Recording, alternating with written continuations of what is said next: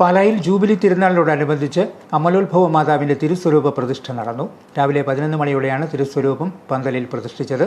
Cathedral വികാരി father Jose Kakkalil, Lalam പഴയപള്ളി വികാരി father Joseph തടത്തിൽ, പുത്തൻപള്ളി വികാരി ഫാദർ ജോർജ് മൂലേച്ചാലിൽ എന്നിവർ മുഖ്യ കാർമ്മികത്വം വഹിച്ചു.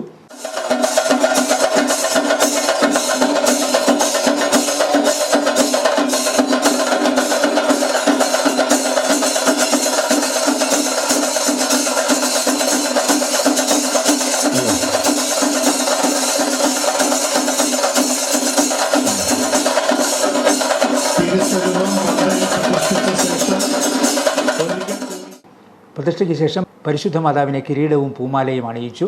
വിശ്വാസികൾക്ക് മാലയണിയിക്കാനായി തിരുസ്വരൂപത്തിന് സമീപം പ്രത്യേക സ്റ്റാൻഡുകളും ഒരുക്കിയിട്ടുണ്ട്.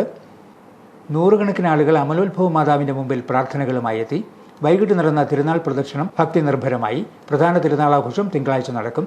രാവിലെ 8-ന് Saint Mary's higher secondary school വിദ്യാർത്ഥിനികളുടെ മരിയൻ റാലി നടക്കും. 10-ന് ബിഷപ്പ് മാർ ജോസഫ് കല്ലറങ്ങാട്ട് വിശുദ്ധ കുർബാന അർപ്പിച്ച് സന്ദേശം നൽകും. ഉച്ചകഴിഞ്ഞ് 2:30-ന് ജൂബിലി സാംസ്കാരിക ഘോഷയാത്രയും തുടർന്ന് 2 wheeler fancy dress Bible tableau മത്സരങ്ങളും നടക്കും. വൈകിട്ട് 5-ന് പട്ടണ പ്രദർശനവും നടക്കും. ജൂബിലി ആഘോഷത്തിനായി പാല അണിഞ്ഞൊരുങ്ങിയപ്പോൾ ഭക്തസഹസ്രങ്ങളാണ് മാതാവിൻ്റെ അനുഗ്രഹം തേടിയെത്തുന്നത്.